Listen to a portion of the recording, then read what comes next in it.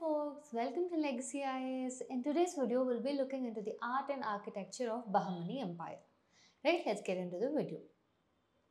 Now, see when we see Bahmani Empire, right, we've seen pre-Muhammad Gawan, right, post-Muhammad Gawan, right. We've discussed about these in other videos of Bahmani Empire, right, for which the link will be in the description. Please have a look at it if you haven't.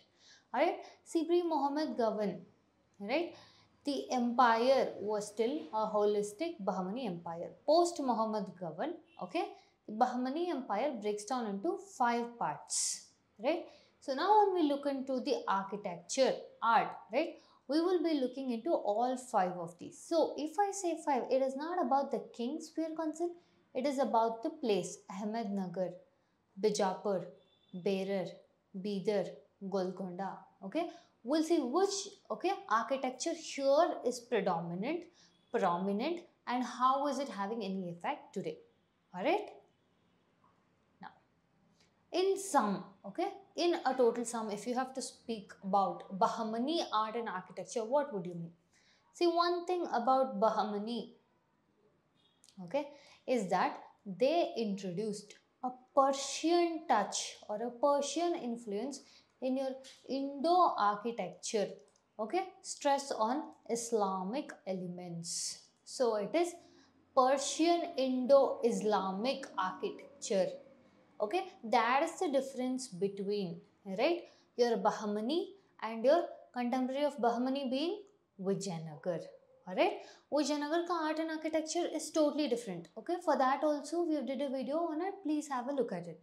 Alright, so the architecture of Deccan Sultans were can be easily clubbed under Persian Indo-Islamic influence. They built numerous mosques, madrasas, libraries. Notable ones among them is your Juma Masjid, Golconda Fort, Gol Gumbaz. We'll see further a huge list of things are there, right? Right, the Madrasa of Muhammad Gawan, indicating that a huge stress on education was laid in this period of time. Yeah. Now, look at this, UNESCO, right? For entire Deccan architecture or Deccan Sultanate architecture, the UNESCO has put, your monuments and forts of Deccan Sultans, right? Not telling which particular king, which particular kingdom, but collectively the Deccan Sultans, right? Under the title Monuments and Forts for the Deccan Sultans. It is in the tentative list to become an World Heritage Site. This was done in 2014. Alright. Now, this is the madrasa built by Muhammad Gawan. Alright. This is a learning center or educational activity took place here. Alright.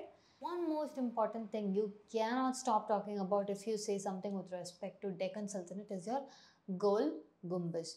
Gol means round. Gumbaz means dome. Right? This feature. Right? Your Gol Gumbaz. It is in Bidar and it houses the remains of your Muhammad Adil Shah of Adil Shahis. Right? See, when it comes to Gol Gumbaz, right, you would have heard, even today it is a tourist spot. Yeah, it has well-known whispering gallery. That is when you whisper in the one part, you can hear it in the other part, right? You've heard of those whispering galleries and the fact that this is an architectural marvel of the south, etc. Yes. Right, from UPSC perspectives, right, look into the nuances. Right? See, this is the whispering gallery we were talking about. This is the nuances we're talking about. This is the leaf structure engraved, on the dome. Look at this. You can see it here. You can see it here. Right, just to see. Now we said this is something about Persian Indo-Islamic architecture. So what influences will be there? What are they doing to decorate it? Right? How are they making it visually appealing, or does it have any spiritual aspects attached to it? One such thing is this leaf structure. Alright. one we spoke about here, the leaf structure is mounted on the dome. Okay. Next is your intricate design. Now look at the design. Now look at the aspect. Look at the concept of minars or pillars. See, look at the smaller domes with one central dome. This is the interior of the dome in the Gol Gumbaz. Alright. Your Gol Gumbaz is one of the architectural wonders of the south or the Deccan Sultans. Right. It holds humongous amount of link. Alright. We have spoken in the other videos as to how your Deccan Sultans or your Bahmanis, okay, are the connecting pathway or gateway between medieval history to modern history, from modern history to your contemporary times. This is the tomb of Adil Shahi in the Gol Gumbaz. Alright. One thing is your Gulbarga Fort. See, now with the Gulbarga Fort, it doesn't mean that, right, it was built by your Bahmanis, right? Initially it was built by your Kakatiyas. Alright. Gulbarga Fort was initially built by Kakatiyas. When the Bahmanis captured Gulbarga Fort, they additionally fortified. They added to the remains. Okay. Thus, making it significant feature under the Deccanis or the Deccan Sultans. Alright. Now, this is the entrance of your Gulbarga Fort.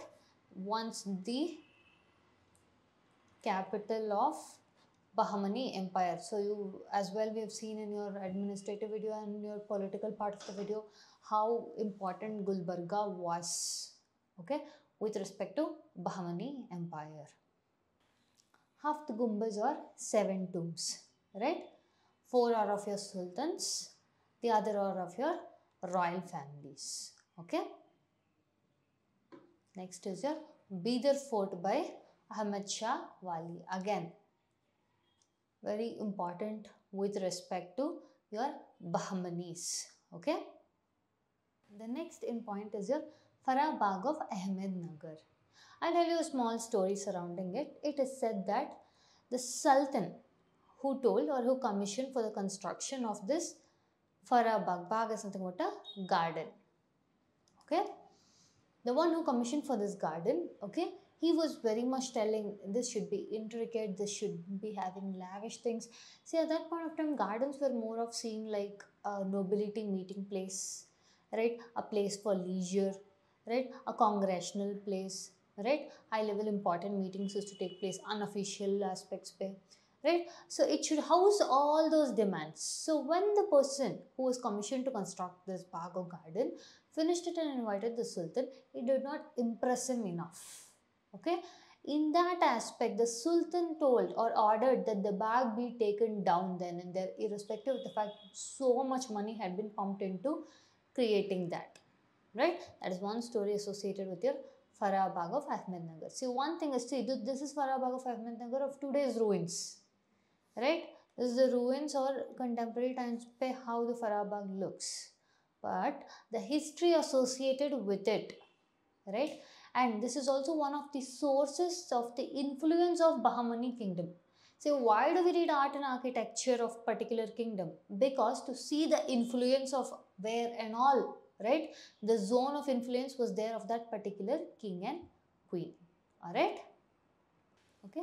In the same place is your Chaukandi, right? Houses tomb of a spiritual leader or a spiritual person. Alright? Ibrahim Roza in Bijapur, right? Now look at that one significant feature you can observe. Comparatively, we have seen much of it, right? We spoke something about Persian, Indo-Islamic. You can see this is a very common element, right? The dome, the minar, right? The leaves, right? And that intricate design. We have spoken and highlighted the same features and same aspects even in your Gol Gumbaz, right? We can see this as a very common feature in any of their influences, right? The central dome, the minars, right? The smaller domes, the leaf structure, the intricate designs, right?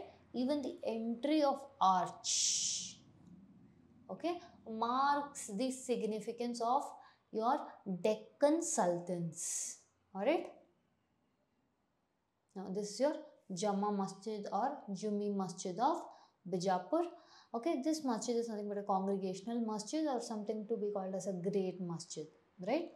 Now look at this again, the great dome, right?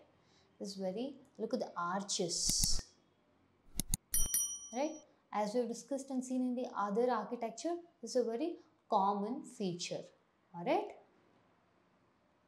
Next is your Golconda Fort of Hyderabad, modern day Telangana. Again, okay, doesn't mean that the Bahmanis, Golconda Fort doesn't mean that the Bahmanis constructed it from the scratch. Right? They added to it. Alright? They added, they fortified, they brought it under their control. Why one such thing we have discussed is because of the control of your Golconda diamond mines. Yes. So this place was an important area to be taken under their control, and thus the reason Golconda Fort also. One of the reasons. Alright. Next is your Char Minar, nothing but 4 minars or 4 pillars of Hyderabad modern day Telangana. Again, the pillars or the minars, the smaller domes, the structure which is very common, right? Here the intricacies are different, but look at the arch, right? These are the common features of Persian Indo-Islamic architecture of your Deccan Sultans, right? Even till date, from the day it was conceived, okay, it still remains a busy trade zone. Alright, this is the importance of your Bahmani architecture from medieval to modern to contemporary times. If you do like our videos, please subscribe to our channel, give us a like, share it along with your friends.